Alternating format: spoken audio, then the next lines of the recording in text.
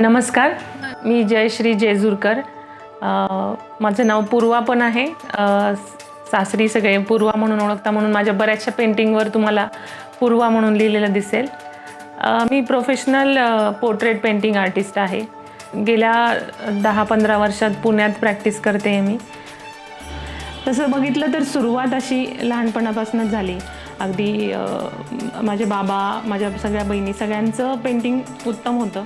अक्षर छान होतं, हँडरायटिंग, आणि काही काही ऑपॉर्च्युनिटीज मिळत गेल्या. स्कूलमध्ये असल्यापासून छोट्या छोट्या स्पर्धांमध्ये भाग घेणं. आणि घरी आमच्याकडे अगदी पत्र्याचं घर होतं छोटंसं. तिथे खाली एक आता जसं आपण व्हाईट टाईल्स म्हणतो आहेत ह्या मार्बल्स, तसं त्या शहाबादी फरची होती. त्यात एक ब्लॅक कलरची टाईल्सला चुकून लागलेली होती, जेणेकरून शिल्लक नसेल म्हणून कुठून तरी आणून लावलेली वगैरे असं. त्यावर खडून मी सुरुवात केली की बाबा काढून द्यायचे, मग मी गिरवणार, असं करत करत ते सुरुवात झाली. मी 6th स्टँडर्ड किंवा मग 5thला असेल कदाचित, मला डिटेल आठवत नाही. पण तेव्हा स्कूलमध्ये रांगोळी स्पर्धा होती आणि सगळ्यांनी काय काय छान छान रंग वगैरे आणलेले.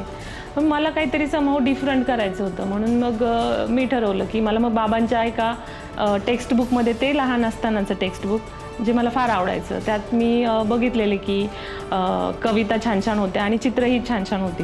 तर एक चित्र असं मला फार भावलं होतं त्यावेळी की एक मुलगी देवासमोर हात जोडून बसली आहे, 2 पाय गुडघे टेकून, आणि मंदिर असं छान, आणि ते अगदी ब्लॅक अँड व्हाईटमध्येच होतं. माझ्या डोळ्यासमोरून ती इमेज जातच नव्हती.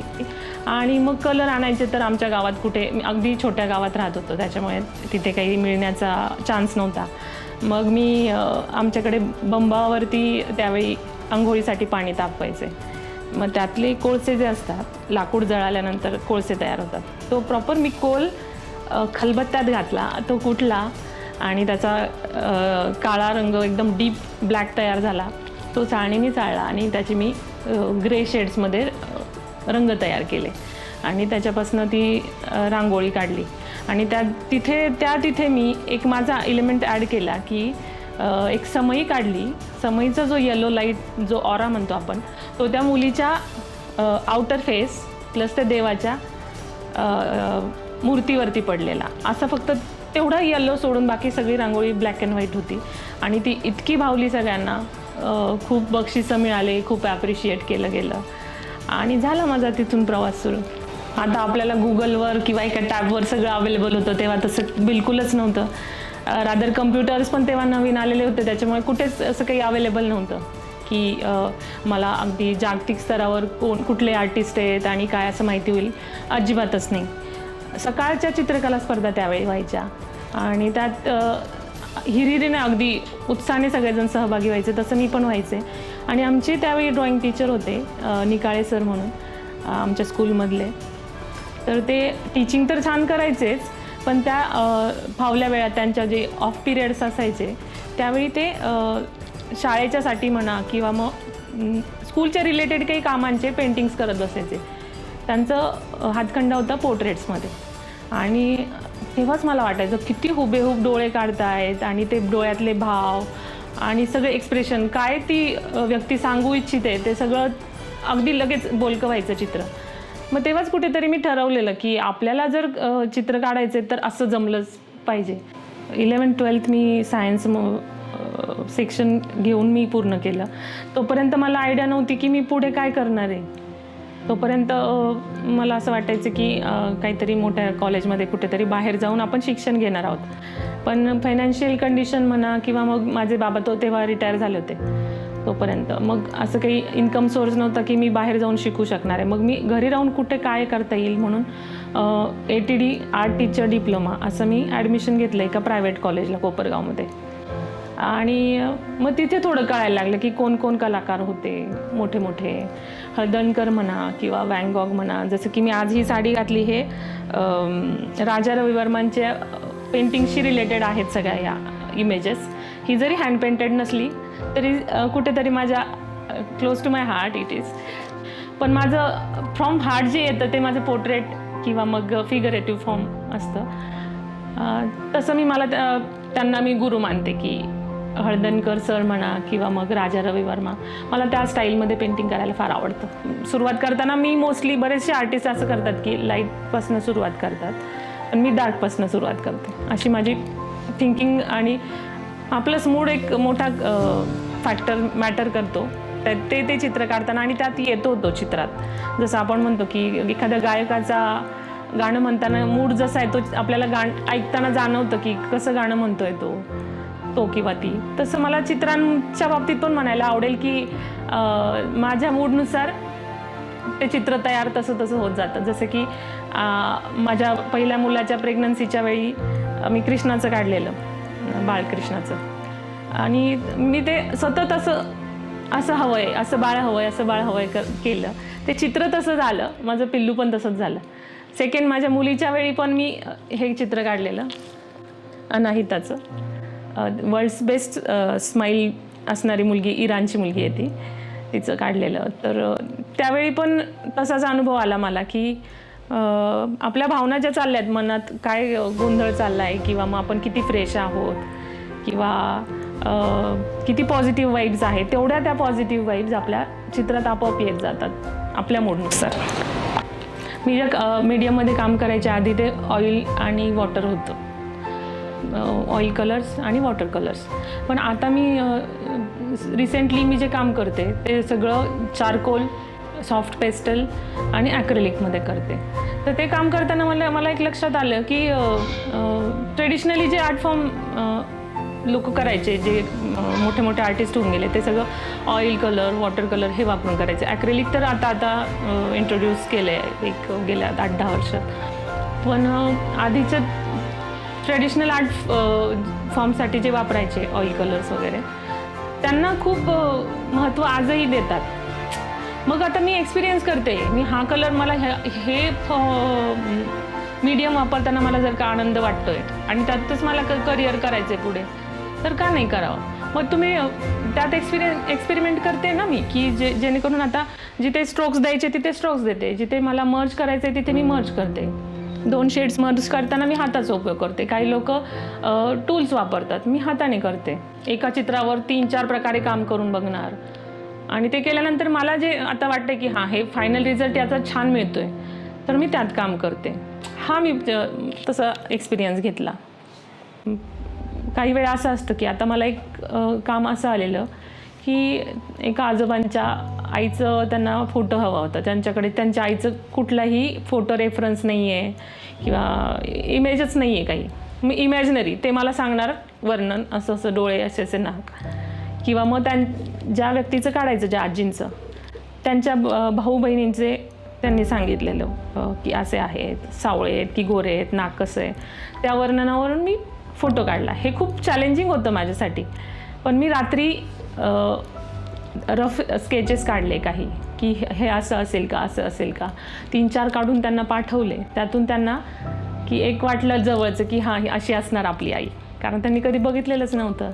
त्यांनी स्वतःही बघितलेलं नाही, प्लस त्यांच्याकडे फोटो नाही, आणि ते मी काढून देणार म्हटल्यावर ही आई ॲक्सेप्ट करणं त्यांच्यासाठी पण होतं, आणि ते माझ्यासाठी पण फार चॅलेंजिंग होतं. आणि ते मी कंप्लीट करू शकले, हे मला फार अभिमान वाटतं की मी करू शकले. ते छान झालं काम. असे वेगवेगळ्या गोष्टींचे चॅलेंजेस येतात.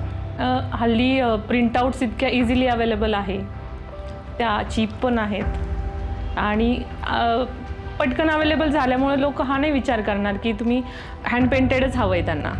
तुम्हाला जर का कॅनव्हास रिअल पेंटिंगसारखी दिसणारी पेंटिंग तुम्हाला जर 2000 मिळते, जे की हाताने करून मी 10,000 सेल करते, तर तुम्ही ती प्रेफर कराल ना.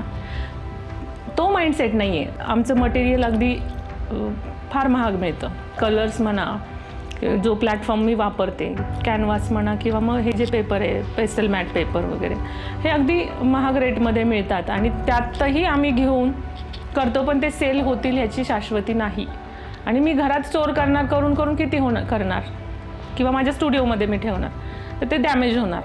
मग जे मी त्याच्यावर, त्या पेंटिंगवर 10-10 तास घालवलेत करताना, माझ्या हार्ट आणि सोल मी वापरून ते पेंटिंग केलं आहे, आणि ते जर अशा परिस्थितीत त्याला एक प्रॉपर प्लॅटफॉर्म न मिळता घरात तसंच पडून राहते, तर हे मला कुठेतरी बदलायचं आहे. 1-2दा असं झालेलं की मी असा विचार केलेला की नाही बाबा, मोठ्या अगदी नावाजलेला मी नाव घेणार नाही आता तिथे स्पर्धांचं, पण तिथे मी प्रचंड मेहनत करून आणि अगदी सहजासहजी एंट्री मिळणार नाही, तिथे पैसे भरून, पैसे म्हणजे त्यांनी रजिस्ट्रेशन चार्जेस ठेवलेले तसे मी भरून खूप मेहनतीने केलेले पेंटिंग्स मी त्यांना पाठवलेले.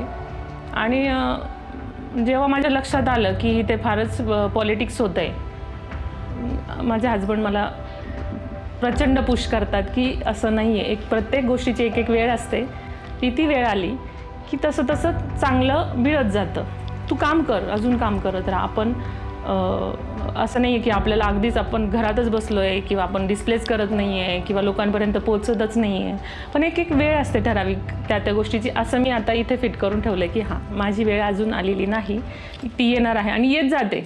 ते प्रत्येक आर्टिस्टला एक वेळच लागतो आणि त्याचा एक टाईम यूज तर त्याला त्या पेशन्स ठेवायला लागतं. तेच काय मी त्याला सांगत असतो, फक्त वेगवेगळ्या पद्धतीने सांगत असतो किंवा एक्झाम्पल देऊन सांगत असतो.